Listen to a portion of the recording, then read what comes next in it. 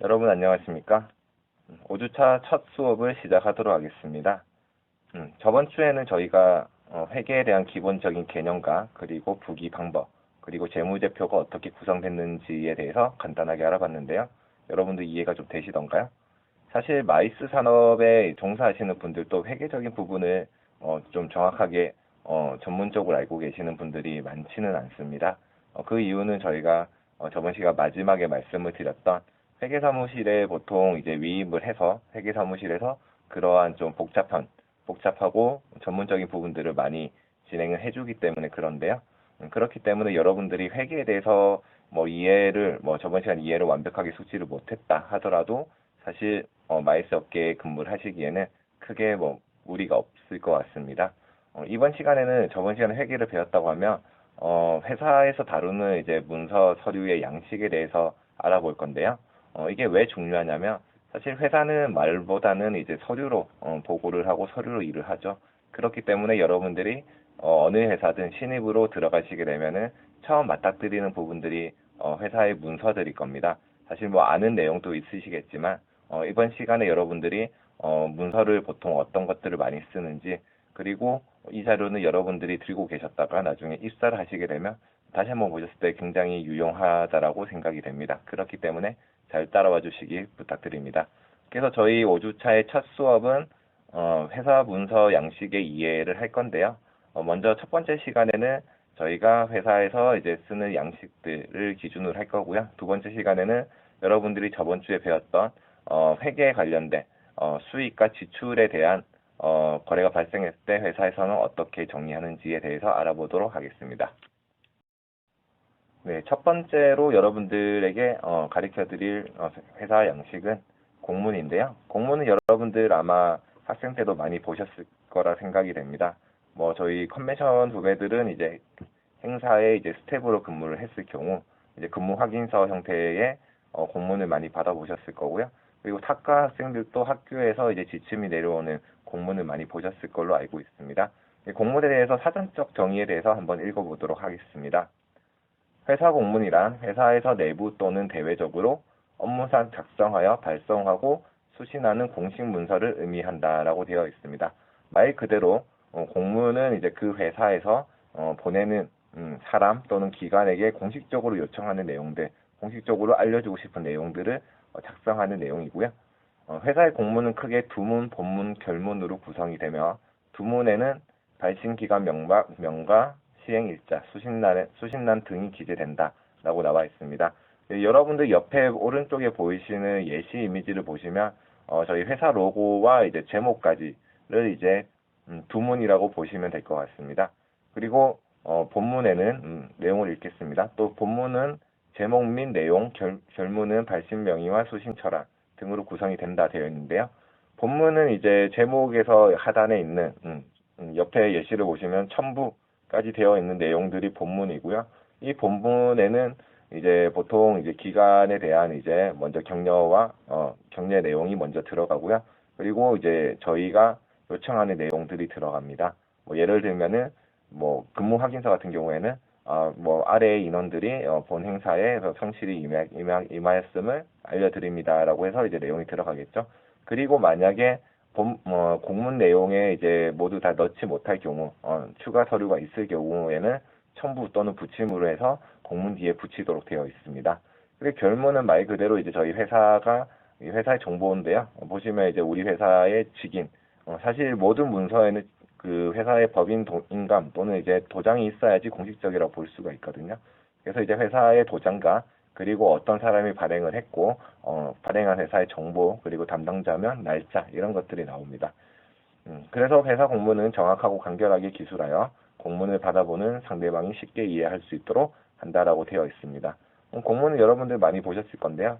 볼 때랑 또 이제 작성할 때랑 조금 다른데 지금 제가 말씀드렸던 두문과 본문, 결문 어떤 내용이 들어가고 어떻게 작성하는지 내용을 보시고 다른 공문들을 많이 참조해 보시면 어떻게 쓰면 되겠다라는 판단이 되실 걸로 생각이 됩니다.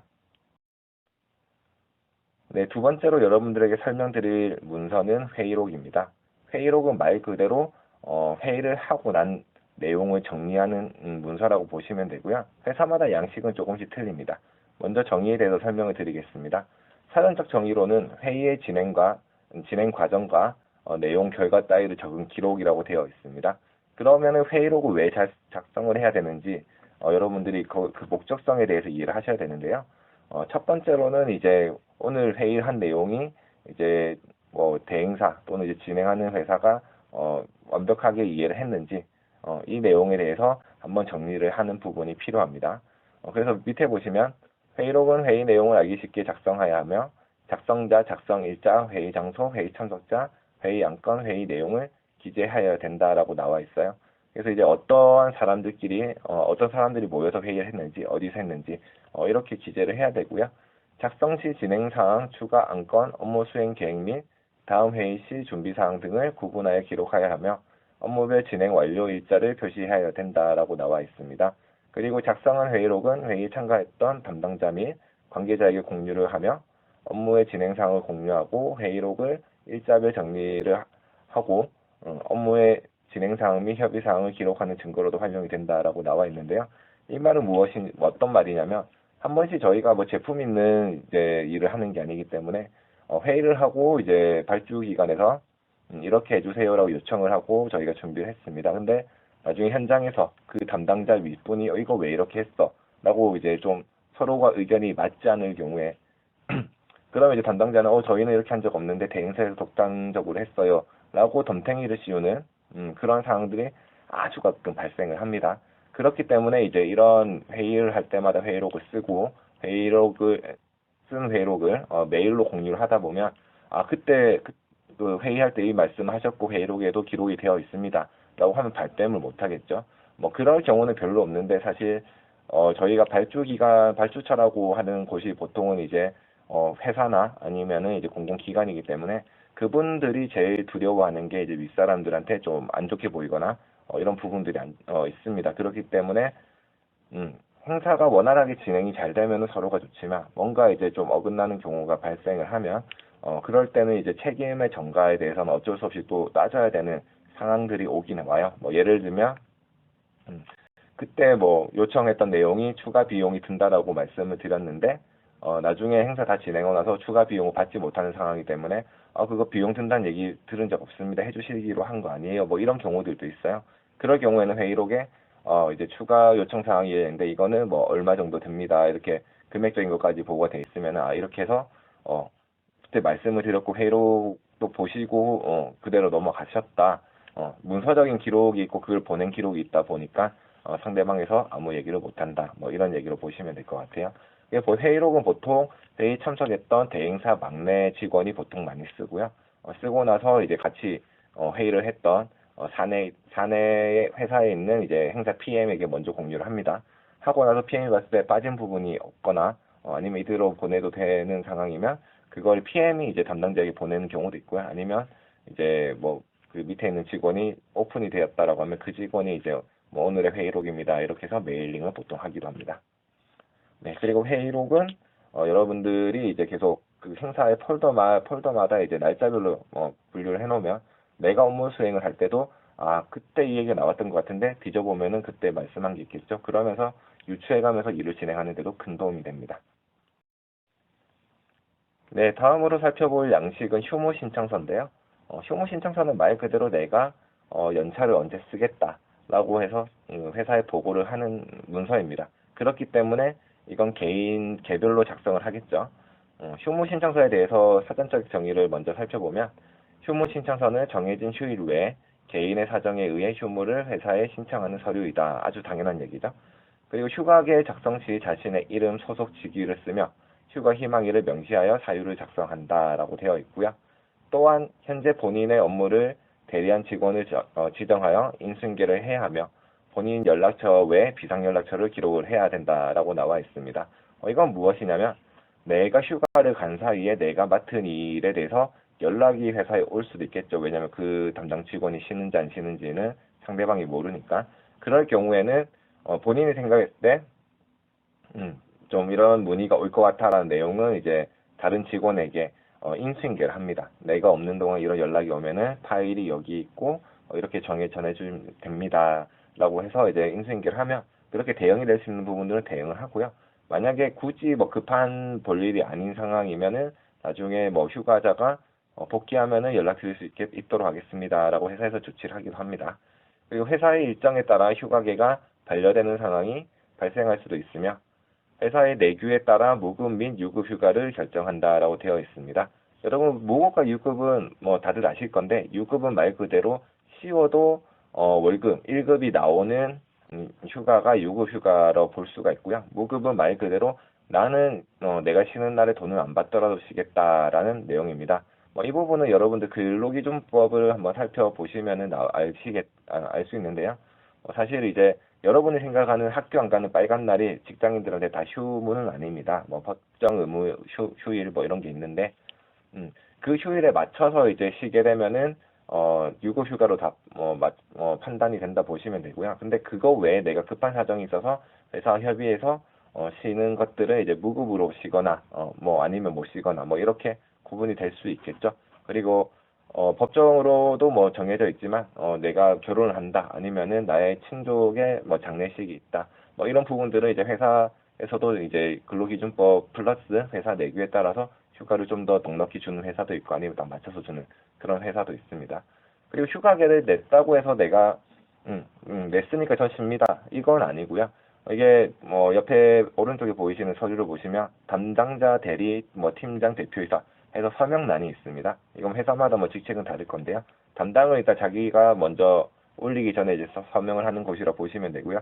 그다음에 이제 보고 체계에 따라서 사인 나중에 최종적으로 대표이사의 사인을 들어갑니다. 그래야지 이제 휴가일이 확정이 된 거고요. 근데 만약에 팀장까지는 오케이해서 승인했는데 대표이사가 이때 얘 이거 해야 돼 안 돼 하고는 반려를 시킬 수도 있죠. 그래서 휴가를 내기 전에 사실 저희 같이 마이스업체는 규모가 크지 않기 때문에 본인의 상사 또는 이제 대표이사한테 저 이때 쉬어도 되겠습니까? 라고 먼저 물어보고 쓰는 경우가 많고요. 그렇게 되면 회사 입장에서도 어차피 법정 의무 휴일은 쉬게끔 해줘야 되니까 회사의 일에 지장이 없을 경우에는 이렇게 쉬게 해주기도 합니다. 그리고 마이스 산업 특성상 이제 주말에 이제 행사가 있으면 근무를 많이 하는데 그런 근무들은 다 대체 휴무로 적용을 해서 직원들이 쉴 수 있게끔 이렇게 배려를 합니다. 어쨌든 휴무 신청서를 내야지 본인이 쉴 수 있는 이제 쉬고 싶다는 날짜를 통보를 하게 되고 결제가 다 떨어지면 그날에 쉴 수 있다는 거 여러분들이 참고해서 알고 계시면 됩니다. 네, 이전의 서류 3개는 사실 이제 회사 내에서 업무 또는 이제 커뮤니케이션 하기 위해서 이제 만드는 서류들, 다루는 서류들을 보시면 될 것 같고요. 지금부터 보시는 거는 여러분들 이제 다음 시간도 그렇고 이제 입찰이라는 용어를 많이 쓸 건데 이제 쉽게 말씀을 드리면 행사에 대해서 우리가 참여하기 위해서 필요한 서류들이 있습니다. 그쪽에서 요구하는 서류들이고 이런 서류들은 웬만하면 빠지지 않고 요구를 하기 때문에 이러한 서류에 대해서 설명을 드릴 수 있도록 하겠습니다. 먼저 법의등기부 등본입니다. 이거는 회사나 개인이 발행할 수 있는 건 아니고요. 이거는 이제 밑에도 나와 있지만은 이제 법원에 가서 이제 발행을 받아야 되는 서류입니다. 먼저 법인 등기부 등본에 대해서 설명을 드리면 법적으로 회사의 실체를 기록한 서류이고 회사의 상호, 주소, 법인 설립일, 목적, 자본금, 주식 현황이 모두 나와 있는 문서라고 되어 있습니다. 그래서 회사에 대한 기본 정보를 제공하는 공문서라고 보시면 되고요. 모든 입찰 시에 요구가 되는 서류입니다. 입찰뿐만 아니라 계약할 때도 여러분들도 예를 들면은 오피스텔을 매매 계약을 한다 아니면은 임대차 계약을 한다 할 경우에 이제 그 부동산에 대한 이제 등기부 등본을 보통은 다 확인을 하고 진행을 하죠. 어디에 이제 묶여 있는 게 없는지. 그것처럼 회사에 대해서도 공식적으로 이제 이 회사는 언제 설립이 됐고 어떤 일을 할 수 있고 주주가 어떻게 있고 이제 회사 본점이 어디 있고 지점이 있으면 지점은 어떻고 이런 것들을 기록을 한 서류입니다. 그래서 회사가 어떻게 조작을 할 수 있는 서류는 아니고요. 그래서 발행 방법은 이제 법원에 가시면 직접 직원에게 발행을 해도 돼요. 근데 무인 발급기가 있기 때문에 무인 발급기로 발급을 하고요. 그리고 이제 법인 카드라는 카드가 있습니다. 그 카드를 들고 와서 비밀번호를 눌려야지 발행이 되는 서류입니다. 그리고 발행 비용은 한 통당 1,000원이고요. 그리고 지금 제가 여기에는 쓰진 않았는데 유효기간이 있어요. 유효기간은 보통 발행일로부터 3개월까지 보시면 되는데 이 3개월이 지난 문서 같은 경우에는 이제 저희가 실수를 냈다 치더라도 받은 쪽에서 우선은 냈으니까 낸 걸로 인정을 하되 3개월 이내 걸로 다시 주세요라고 보통 재요청을 많이 합니다. 그렇기 때문에 법인 등기부 등본은 이렇게 쓰인다라는 거 여러분도 알고 계시면 될 것 같습니다. 다음으로 설명드릴 문서는 인감증명서입니다. 인감증명서의 사전적 의미는 인감증명서는 개인 또는 법인에서 거래 및 계약에 쓰이는 공식적인 도장을 등록하여 공식적인 도장임을 증명하는 공문서라고 나와 있습니다. 이 또한 이제 저희 회사가 이제 회사를 대표해서 도장을 찍잖아요. 그 도장이 정식적으로 인감 등록이 된 도장인지 아닌지를 대조해서 볼 수 있도록 볼 수 있도록 하는 서류라고 보시면 될 것 같습니다. 그래서 법인 회사는 법인 인감 증명서가 될 거고요. 개인 회사는 개인 사업자 및 개인은 개인 인감 증명서라고 이제 명칭이 되어 있고 발급이 가능합니다. 법인은 이제 법원에 동일하게 무인 발급기를 통해서 발행이 가능하고요. 그리고 개인은 주민센터, 구청, 시청 등 이제 관공서에 가서 본인의 신분증을 내고 발행이 가능한 걸로 알고 있습니다. 발행 비용은 법인은 한 통당 1,000원이고요. 개인은 한 통당 600원으로 되어 있습니다. 그래서 이 법인 증명서는 말 그대로 우리 회사에 공식적으로 등록된 도장이 이 도장이다라는 것을 확인시켜주는 공문서라고 보시면 될 것 같습니다. 다음은 사용인감계입니다. 사용인감계는 이제 회사 내에서 양식에 맞춰서 작성을 할 수 있는 건데요. 사전적 의미에 대해서 먼저 알아볼 수 있도록 하겠습니다. 회사 규모가 커지면 법인인감을 여러 곳에 동시에 사용할 수 없으므로 법인인감을 대신하여 인감을 편의상 복수로 만들어 사용을 한다. 이처럼 법인 기업에서 등록된 법인인감 대신 사용하는 인감을 사용인감이라고 한다라고 되어 있습니다. 이 말은 무슨 말이냐면 법인 인감 증명서에 등록된 도장은 하나밖에 없겠죠. 물론 이제 처음 팔 때 똑같은 디자인으로 뭐 두세 개를 파면은 두세 개가 생길 수도 있습니다. 근데 공식적으로는 하나의 도장밖에 없습니다. 근데 예를 들면 내가 오늘 계약을 하러 가야 되는데 이 도장이 또 다른 계약권 때문에 나가 있는 경우가 있어요. 아니면 은행에 잠깐 가 있는 경우도 있고 그렇게 동시간대에 도장을 쓸 뭐 상황이 이제 2개 이상이 되어 버리면 하나 외에는 이제 그 도장을 못 들고 가겠죠. 그럴 경우에는 이 법인인감의 도장과 동일한 효능을 발휘하는 게 사용인감이다. 내가 이제 법인인감은 아니지만 들고 가는 도장이다. 라는 것을 증명해주는 서류가 사용인감계로 보시면 될 것 같습니다.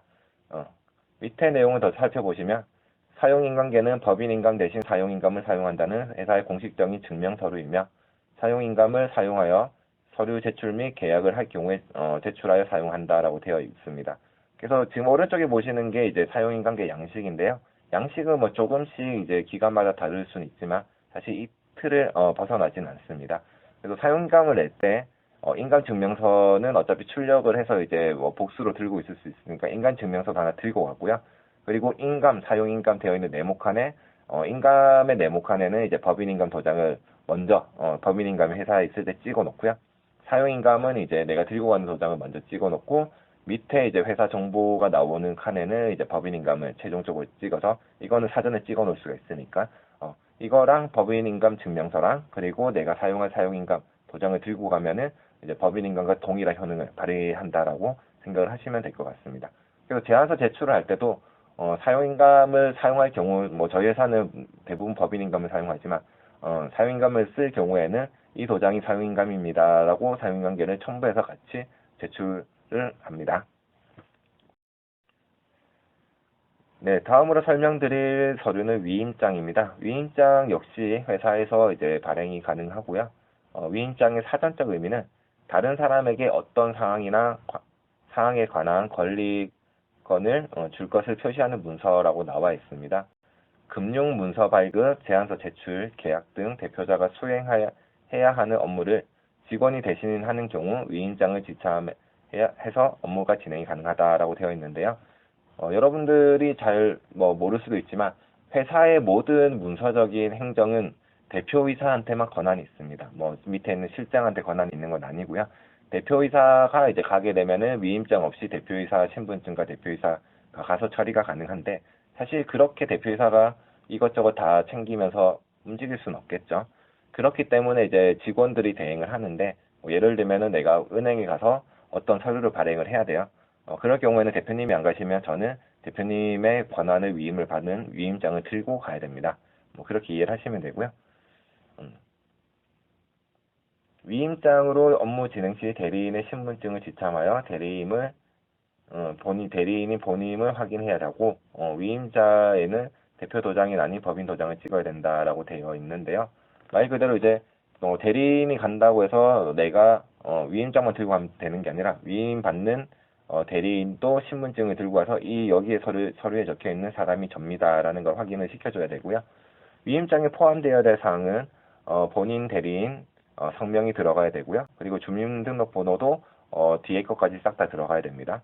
그리고 주소와 연락처가 들어가야 되고요. 그리고 위임장을 사용하는 날짜와 그리고 위임받아서 이제 수행해야 되는 업무가 어떤 것인지 나와 있어야 되고, 그리고 위임을 이제 한다라고 최종적으로 법인임금 도장을 찍어서 확인을 시킵니다. 그렇기 때문에 위임장 같은 경우에는 여러분들이 회사에 들어가시더라도 뭐 좀 많이 필요할 수도 있어요. 뭐 회사의 행정을 본다고 할 때 그럴 경우에는 이제 이렇게 쓰고요. 제안서 제출도 직접 할 경우에도 이제 대표이사가 안 가면 가는 직원의 이제 위임장을 써서 같이 이제 대신 제출하거나 이렇게 진행도 가능합니다. 위임장은 대표의 권한을 직원에게 위임을 해준다라는 공식적인 공문서라고 보시면 될 것 같습니다.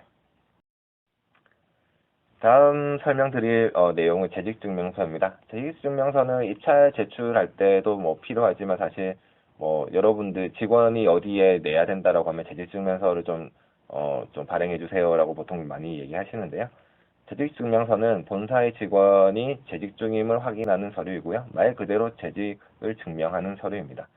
재직증명서에는 회사명, 직위, 성명, 생년월일, 주소 등 재직하는 인원의 개인정보와 근무기간이 기재가 되어야 됩니다. 재직증명서를 통해서 이제 상대방이 알고 싶은 내용은 뭐냐면 그 회사에 실제로 지금 일을 하고 있는지, 그리고 언제부터 언제까지 근무한 기간이 어떻게 되는지 요 두 가지거든요. 그렇기 때문에 이 정보가 다 들어가야 되고요. 주민등록번호는 예전에는 다 기재를 했었어요. 근데 개인정보보호법에 의거해서 모두 기재할 필요가 없고, 다만 발주기관에서 주민번호를 전부 공개하기를 요청하면 개인의 정보 활용 동의서 작성과 함께 기재하여 송부가 가능합니다. 회사의 직인이 지켜야지 공식적으로 인정되는 건 아주 당연하겠죠. 이렇게 이제 저희가 뭐 타이핑을 칠 수 있는 재직증명서가 있고요. 이 재직증명서는 입찰 때 어떨 때 필요하냐면 투입되는 직원에 대해서 이제 증명을 해야 될 경우에도 이제 재직증명서가 필요하고요. 그리고 위임을 받아서 이제 제출을 이제 대신하러 갈 경우에도 이 사람이 이 회사의 직원인지 아닌지 하나의 서류를 더 요구하게 됩니다. 그럴 때도 이제 재직증명서가 필요하게 되고요. 그리고 이제 뭐 나중에 또 얘기를 하겠지만 요즘 입찰 같은 경우에는 직원의 경력에 대한 배점이 있는 것도 있고 없는 것도 있어요. 그럼 예를 들면은 뭐 4년 이상 근무한 인원이 뭐 6명이면 몇 점, 뭐 이런 경우가 있는데, 그럴 경우에는 이제 자사의 이제 재직증명서를 이제 허위로 만들 수는 있으니까, 온라인을 통해서 이제 공식적인 문서를 요구하기도 합니다. 그거 어떤 건지 설명을 드릴게요. 국민연금 홈페이지에서 국민연금 가입자 가입 증명서라고 있는데, 이걸 온라인 발급이 가능합니다. 여기에는 어떤 정보가 나와 있냐면 내가 개인이 이제 전 직장이든 어디든 근무하면서 사대보험을 들었던 그 정보가 다 있어요. 뭐 예를 들면은 제가 마일스 플랜즈에 있기 전에 이제 부산관광 컨벤션 포럼이라는 곳에 2010 한 1년 3월부터 6월까지 근무했으면 내가 사대보험이 들어간 기간들은 여기에 다 기재가 되게 되어 있습니다. 그렇기 때문에 그 기간 동안은 이 직원이 여기에 재직을 했다라고 인정이 되는 서류가 되기도 하죠. 그렇기 때문에 이제 이 기준으로 그 경력을 얼마 됐는지에 대해서 이제 산출을 하는 경우가 많아졌기 때문에 설명을 드리는 내용입니다. 국민연금 가입자 가입 증명서는 이제 제출을 할 때 사대보험 미적용된 이제 경력들은 빠지게 되어 있어요. 근데 만약에 회사 점수 다만 0점 몇 점이 아쉬워서 나 저번에 이제 사대보험 안 들었지만 어디서 며칠부터 며칠까지 근무를 했는데 한 1년 동안 근무를 했는데 라고 이 서류가 필요하면은 이거는 그 전 직장에 연락을 드려서 경력 증명서, 지금은 퇴사를 했지만 내가 언제부터 언제까지 근무했다라는 경력 증명서를 요청을 하고 그거를 받게 되면은 기관의 판단에 의해서 경력으로 인정을 해주기도 합니다. 다음 설명드릴 서류는 실적증명서입니다. 실적증명은 말 그대로 내가 전에 이 용역 또는 이 사업을 진행을 했다라고 이제 그 전에 수행했던 기관에게 이제 확인을 받는 서류라고 보시면 되는데요. 회사가 수행한 공적에 대하여 실제적으로 확인하기 위한 서류이고, 과거 실적을 발주한 기관의 직인이 필요하며 행사명, 행사일, 총금액, 담당자 등의 내용이 포함이 되어야 된다라고 나와 있습니다. 그리고 나라장터 계약권을 나라장터 홈페이지를 통해 전자로 신청이 가능하며 한 번 승인한 실적증명서는 제출처를 바꿔 지속적으로 사용이 가능하다라고 되어 있는데요. 여러분, 나라장터라는 내용을 사실 제 강의 때 지금 처음 말씀을 드리는데, 나중에 말씀을 드리겠지만 이제 입찰 용역이 나오는 것들은 조달청이라는 이제 국가기관에서 운영하는 나라장터라는 사이트에 모두 다 기재가 되어 있게 돼 있어요. 그래서 거기서 용역도 이제 확인을 하고, 이제 투찰도 거기를 통해서 하고, 나중에 계약을 할 경우에도 거기를 통해서 계약을 하는 경우가 있습니다. 여기서 만약 계약을 하고 나중에 이제 정상까지 다 나라장터를 통해서 진행한 건이면 나라장터에 이제 이 용역을 했다라는 기록이 남기 때문에 그 실적 증명서를 온라인으로 신청하는 할 수 있는 그 메뉴가 있어요. 그러면 이제 담당자한테 직접 안 가도 되고 담당자도 이제 보고 내용이 없으면 승인만 눌리면 되기 때문에 아주 편리한 기능입니다. 그리고 실적 증명서는 저희가 100장을 미리 다 출력을 해놓는다. 이렇게는 이제 제출처가 다르기 때문에 조금 어렵고요. 할 때마다 이제 저희가 받아야 되는데, 나라장터 같은 경우에는 이제 한번 받아놓은 게 있기 때문에 제출처만 바꿔서 계속 담당자 안 귀찮게 출력이 가능하겠죠. 그 내용에 대해서 설명을 드렸고요. 이 부분은 다음에 나라장터 설명을 드릴 때 한 번 더 볼 수 있도록 하겠습니다. 입찰 기간에 따라 실적 증명서, 세금 계산서, 계약서 모두 첨부해야 되거나 이중 선택하여 첨부하게 되어 있는 경우도 있고요. 이 말은 무슨 말이냐면, 실적 증명서를 회사에서 허위로 그 이제 기간의 도장을 이제 다 대조할 수 있는 인감 증명서까지 받아올 수는 없으니까, 정말 나쁜 마음 먹으면 그 기관에서 이거 했다라고 도장을 이제 도장집에서 만들거나 아니면 이미지를 만들어서 이렇게 허위로 만드시는 분도 있을 수는 있겠죠. 아직 보지는 못했습니다. 그럴 경우를 대비해서 이 금액을 이 행사로 했었으면은 계약서도 있었을 거고, 그 다음에 나중에 그 청구를 할 때 여러분들 뒤에 말씀을 드리겠지만 세금 계산서를 발행을 하고 돈을 받았을 거니 여기에 대한 증빙 자료를 추가로 제출을 하라라고 되어 있는 것들도 좀 여러 개 있어요. 사실 계약서까지는 아니지만은 이 직접 이제 도장을 받는 실적 증명서를 요구하는 데는 첨부로 이제 계산서까지는 보통은 첨부하게끔 이렇게 되어 있습니다. 그 내용에 대한 설명이고요. 실적 증명서는 제한 요청서 내에 명시되어 있는 수행 기간과 사업비에 해당되는 실적만 인정되며 금액란은 투명 테이프를 붙여 금액을 임의로 수정하지 못하게 하여야 된다라고 되어 있는데요. 실적 증명서는 제한 요청서 내에 명시되어 있는 이 말은 무슨 말이냐면, 나중에 이것도 D 시간에 설명을 드리겠지만 입찰이 나올 때 가업지시서라는 게 있고, 그 마지막에는 이제 우리가 제출해야 되는 서류의 양식들이 나와 있어요. 조금 달라도 되지만 그 양식을 통해 그 양식에 나와 있는 내용으로 실적 증명서를 받아와 달라라는 내용이고요. 그렇기 때문에 요거는 먼저 여러 장을 받아서 내기에는 조금 애매한 부분이 있습니다. 물론 저희는 이제 서울에 있는 기관 같은 경우에는 수신처를 아예 비워버리고 한 10장, 20장씩 받아가지고 제출해서 인정이 되면 되는 거고 안 되면 안 되게끔 이렇게 하기도 하는데요. 그 내용이고, 그 다음에 금액란에 대해서는 테이프를 해야 된다라는 내용은 무슨 말이냐면, 저희가 도장을 받고 나서 교묘하게 조작을 해서 예를 들면 1,000만 원짜리 행사했는데 1억으로 바꾼다든지 이렇게 조작을 할 수 있는 우려도 있잖아요. 그렇기 때문에 이제 사전에 도장을 받으러 갈 때 테이프를 미리 발라서 우리가 수정을 할 수 없습니다 라고 이제 만들어서 가서 이제 도장을 찍어주세요 하는 게 원칙입니다. 네. 그렇게 실적 증명서를 보시면 이해하시면 될 것 같고요. 실적 증명서는 사실 입찰 때마다 이제 배점이 있기 때문에 이거를 얼마만큼 많이 가지고 있는지, 또는 이제 그 실적 증명을 요청하는 금액대를 많이 가지고 있는지에 따라서 회사의 점수가 차이가 나기 때문에 입찰 행사 용역을 할 때는 좀 중요한 부분이라고 보실 수 있을 것 같습니다. 네, 다음은 견적서에 대해서 설명을 드릴 건데요. 사실 이제 저희가 행사 예산을 이제 발주 기간에 보고하는 과정에서 견적서, 거래 명세서, 그 다음에 자사가 이제 내부 결제를 하는 품위서, 이렇게 보통은 이제 한 행사의 견적, 그러니까 예산 관련된 게 3개 서류가 나옵니다. 그래서 순서별로 먼저 설명을 드릴 건데, 먼저 견적서를 보시게 되면, 견적서는 이제 행사 담당 PM이 작성을 보통을 하고요. 견적서는 행사에 들어가는 모든 항목과 금액을 정리한 서류라고 정의가 되어 있습니다. 견적서는 인건비, 시스템, 렌탈, 제작물, 진행비 등 항목을 구분하고 기입하여 일반적으로 항목당 부가세가 미포함된 공급가액의 금액으로 표시를 한다라고 되어 있는데요. 이거는 무슨 말이냐면 지금 오른쪽에 저희 회사 견적서의 양식이 이제 예시가 들어가 있는데요. 보시면은 왼쪽 제일 끝에 아주 작은 글자라서 여러분들 안 보이실 수도 있겠지만 첫 번째 무대, 두 번째 제작물, 세 번째 홍보비, 이런 식으로 되어 있어요. 그래서 대구분을 먼저 두고요. 그 다음에 항목 안에서는 이제 어떠한 내용이고, 이 내용의 세부적인 내용, 예를 들면 제작물이면은 현수막이 있을 수도 있고, 그 다음에 리플렛이 있을 수도 있고, 여러 가지가 있겠죠. 그래서 이렇게 구분해졌습니다. 그래서 총 소개로 이제 무대는 전체 금액의 얼마, 이렇게도 표현이 되기도 하고요. 옆에 보시면은 이제 단가가 나와 있는데, 여러분들 부가세라고 아시는 분들은 아실 수 있는데, 부가세 개념이 없으신 분들은 좀 헷갈리시는 게 있어요.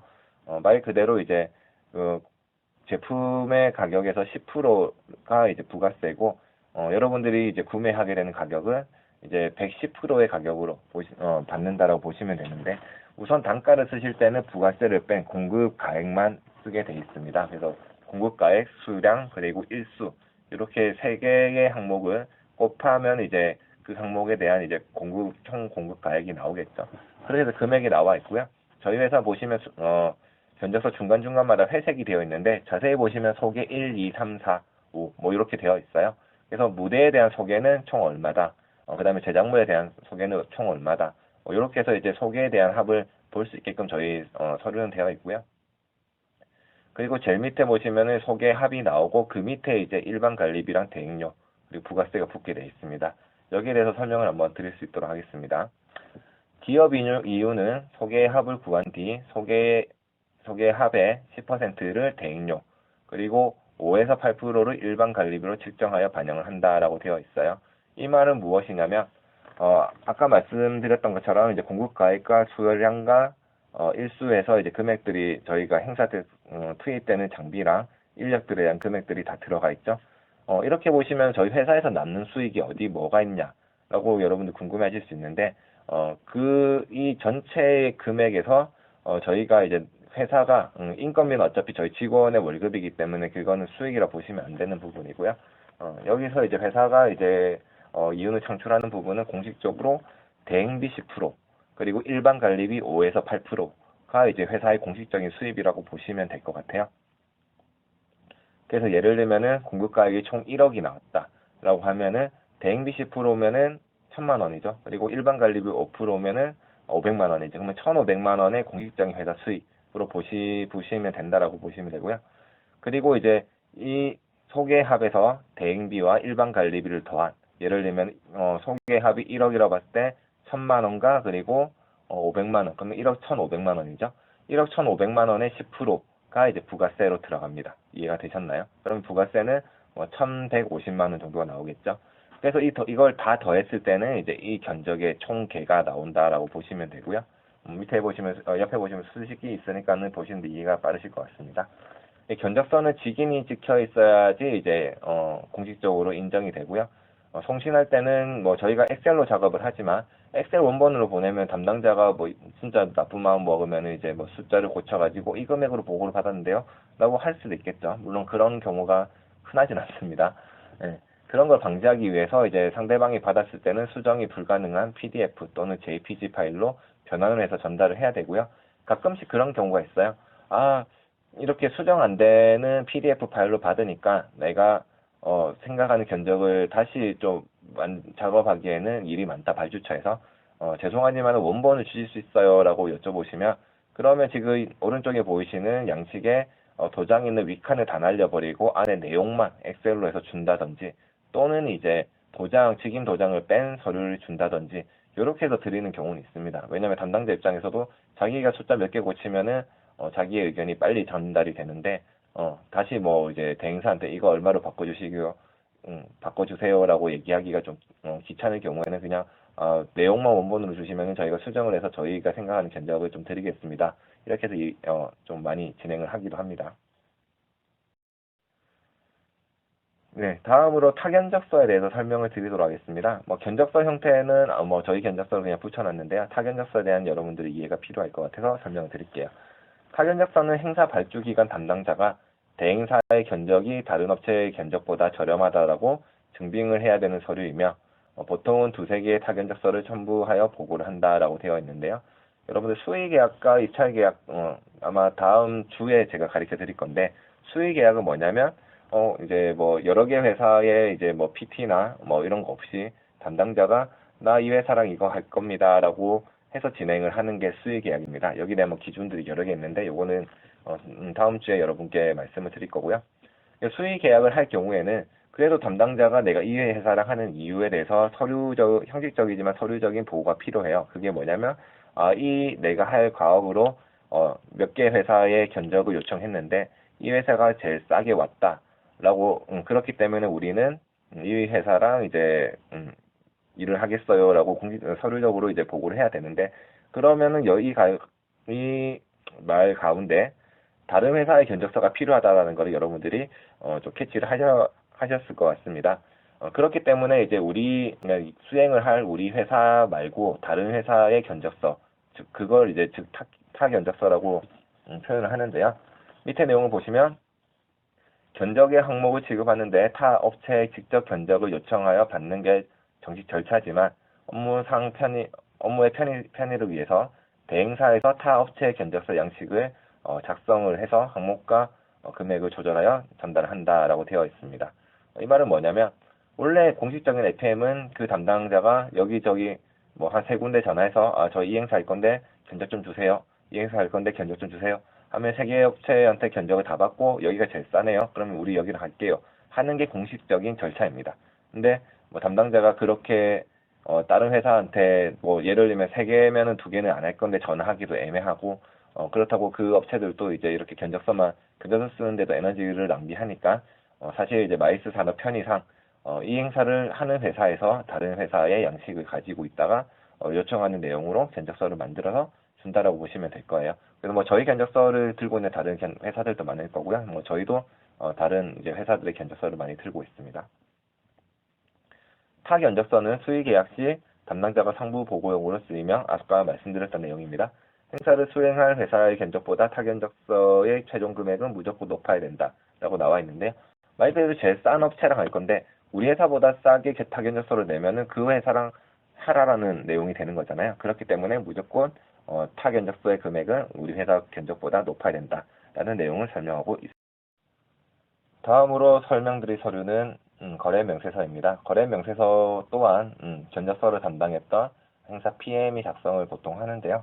사전적 의미에 대해서 먼저 읽어보도록 하겠습니다. 거래 명세서라 함은 공급한 자와 공급받는 자의 인적사항, 거래 일자, 거래 내용, 공급 가액, 세액, 비고 등이 기재된 명세서를 말한다 라고 되어 있고요. 사업자가 고정거래처와 거래를 하는 경우에는 일정 기간의 거래를 합계한 세금계산서를 교부할 수 있는데 제조장과 직매장 등 2개 이상의 사업장을 가진 사업자가 제조장에서 생산한 재화를 직매장 등에서 전담하여 판매함에 있어서 총괄 납부 승인을 받은 사업자의 경우 제조장에서 직매장 등으로 거래 명세서를 교부할 수 있다라고 되어 있는데요. 사실 이 밑에 내용들은 저희 마이스랑은 전혀 상관이 없습니다. 그래서 거래 명세서에 대해서 제가 쉽게 설명을 드리면 견적서는 이제 저희가 이 행사를 진행하는데 견적이 얼마 듭니다. 라고 이제 보내드리는 서류고요. 견적서의 내용은 행사가 진행되기 전까지 계속 항목이나 금액들이 바뀔 수가 있겠죠. 그렇기 때문에 견적은 앞으로 우리가 진행할 거에 대해서 얼마의 비용이 든다, 어떤 것들에 의해서 정리된 문서라고 치면 거래 명세서는 우리가 납품이라고 마이스 업계에서는 행사 진행이죠. 행사 진행이 다 끝난 뒤에 최종적으로 우리가 이렇게 거래를 했으니 이 거래에 대한 명세를 한다라는 내용입니다. 그렇기 때문에 밑에 설명이 나와 있던 것처럼 견적서와 거래 명세서 차이는 견적서는 진행할지 안 할지의 단계에서 견적을 측정한 문서이고 거래 명세서는 행사를 진행하여 실질적으로 항목과 금액을 진행하였으니 문서의 내용대로 대급 지급을 요청하는 문서입니다. 즉 견적서는 행사 전에 발행한 문서이고 거래 명세서는 행사 후에 발행하는 문서이다 라고 이해를 하시면 될 것 같습니다. 거래 명세서는 실비정산 시 기간의 요청에 따라 요청할 수 있다고 되어 있는데요.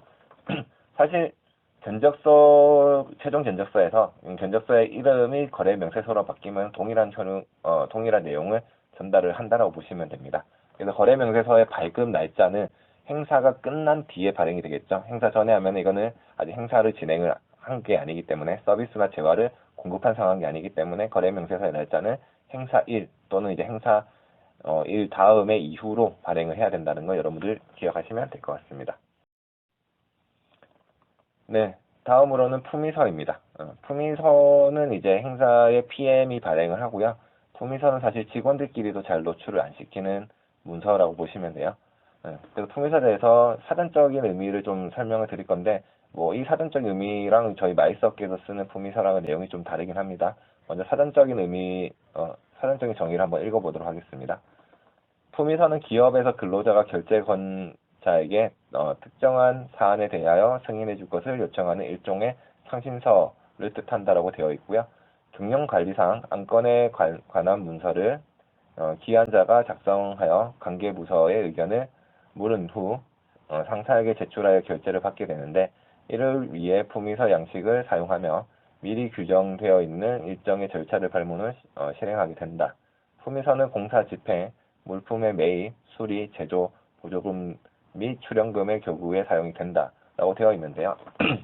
저희 마이스 업계에서는 이제 좀 아래 내용으로 보시는 게 맞을 것 같습니다. 마이스 업계에서 품위서는 총 견적 대비 지출 금액을 비교하는 표의 목적으로 쓰이며, 견적 항목 중 직원 인건비와 자사 비품 등 견적서에서 금액은 잡혀 있지만 실제로 지출이 되지 않는 것들을 비교하여 행사를 진행 후 총 금액이 얼마 남았는지, 얼마를 벌었는지를 한눈에 알 수 있는 표라고 보시면 되는데요. 품위서는 행사 PM이 대표이사에게 행사의 수익률을 보고하는 문서로 절대 외부로 유출이 되면 안 된다라고 기재가 되어 있습니다. 이 말은 무엇이냐면, 사실 행사 전에도 품위서를 계속 써야 되는데요. 사실 행사가 많아지면은 견적이 계속 바뀌기 때문에 품위서까지 같이 고치기에는 이중 작업이 들어가기 때문에 저희 회사는 보통 행사가 끝날 때쯤 아니면 행사의 내용이 어느 정도 정리가 됐을 때 이때 품위서를 좀 작성을 하기도 합니다. 말 그대로 저희가 행사를 하는데 무대, 인력, 시스템, 제작물, 기타 등등등 해서 예를 들면 1억의 예산, 저희 대행비랑 이제 일반 관리비 포함해서 1억이라는 돈으로 이제 견적서가 나간다라고 가정을 했을 때, 근데 이 중에서 저희 회사 직원들 인건비는 사실 이거는 월 정해져 있는 급여이기 때문에 저희 회사 수익으로 잡은 뒤에 나중에 지출을 해야 되는 거고요. 그러면 이제 저희가 실제로 나간 이 행사 때문에 이제 외부로 나가게 된 돈의 인건비는 0으로 표시를 하겠죠. 그리고 예를 들면 행사를 하는데 음량 시스템을 여기 테이프 커팅장에 들어가야 되는데 우리 회사의 음량 시스템이 거기에 들어갈 만한 용량이랑 크기의 그 장비가 있어요.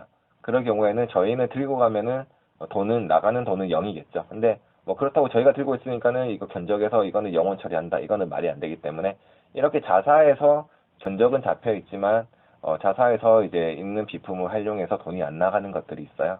그러면 사실 이제 앞서 말씀드렸듯이 회사의 공식적인 수입은 일반 관리비랑 그리고 이제 대행료 보통 15에서 18%의 금액이지만 회사에서 이제 자주 이제 소요가 되는 장비들, 예를 들면 저희 회사에는 프린터기가 있을 수가 있고요. 아니면 50인치 PDP 이런 거 있을 수도 있고, 음향 장비, 그 다음에 테이프 커팅할 때 소품 이런 것들이 있겠죠. 이런 것들은 자사에서 보유하고 있으면 처음에 구매비가 들고 행사 때 나갈 때마다는 저희가 비용이 들지 않습니다.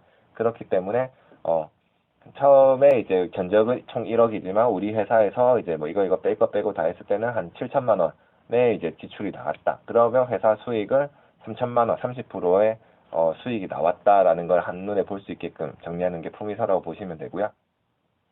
근데 이게 외부로 유출이 되면 안 되는 이유가 외부에 유출을 하면은 이제 이런 단가에 대해서도 오픈이 되고 저희가 돈이 든다라고 했는데 돈이 안 들었다. 이게 만약에 잘못돼서 발주처의 담당자한테 갔다. 할 경우에는 문제가 분명히 생기겠죠. 그렇기 때문에 품위선을 직원들하고도 잘 공유는 하진 않고 담당 PM과 그리고 대표님과 이제 재무 결정자 이렇게만 이제 좀 핵심 인원들만 공유를 좀 하고 있습니다. 사전에 만약에 품위서를 작성할 수 있는 여유가 있으면 그런 경우가 발생할 수 있어요. 예를 들면 제가 이걸 하는데 생각보다 뭐 예산이 많이 오버돼서 저희가 실질적으로 남는 수익이 뭐 10%밖에 안 됐어요. 대행비랑 관리비가 있지만 그 선을 좀 침해 당하는 경우도 있겠죠. 예를 들면 담당자가 추가 예산 어려운데 이것 좀 해달라, 저것 좀 해달라 해서 견적에는 못 잡지만은 추가로 요청하는 금액들이 있을 수도 있습니다. 그럴 경우에는 이제 회사 대표가 이제 그 품위서를 보고 야, 이 행사를 하는데 10%밖에 왜 못 남겨? 그러면 이거 금액 낮춰. 아니면 이거 못한다 해. 이게 전체적인 표를 가지고 이제 예산이 한눈에 보이기 때문에 그걸로 이제 좀 지시를 내리기에도 편합니다. 그렇기 때문에 이제 예를 들면 정말 그렇게 안 남는 경우에 시스템 음량이 200이 잡혀 있는데 음량 시스템 쪽에 전화를 해서 실장님 죄송하지만 저희가 너무 돈이 안 남기 때문에 200만 원을 드려야 되는데 죄송하지만 150만 원으로 좀 이번에 부탁드립니다. 할 경우에는 시스템 쪽은 이제 대부분 계속 거래를 해야 되기 때문에 그러면 이번만 이렇게 좀 할인해 드릴게요 해서 맞춰주기도 하거든요. 근데 만약에 그러한 상의 없이 나중에 행사 다 진행하고 났는데 10%가 남았어. 그러면 회사 입장에서는 회사는 돈 벌게 아니라 오히려 협력업체만 돈 좋은 일을 시키고 우리는 고생만 했구나 이렇게 판단할 수 있기 때문에 품위서 작성이 좀 중요하다고 보실 수가 있습니다. 이렇게 총 회사에서 이제 쓰이는 문서에 대해서 좀 알아봤는데요. 여러분들이 이해하시는 내용도 있고 이해가 좀 어려운 내용이 있을 거라 생각을 합니다. 그거는 여러분들이 한 번도 보지 못했던 내용들이기 때문에 그 당연한 내용이고요. 이 자료는 여러분들이 나중에 학생 때는 이게 굳이 필요 없는데 생각하시겠지만 어느 직장인지 들어가시게 되면은 이게 이 내용이었지라고 여러분들이 업무에 적응하는데 빠른 판단이 된다라고 생각이 듭니다. 다음 시간에는 제가 이제 그 회사에서 나오는 지출과 그리고 수익을 어떻게 정리를 하는지, 어떤 서류를 하는지에 대한 설명을 드릴 수 있도록 하겠습니다.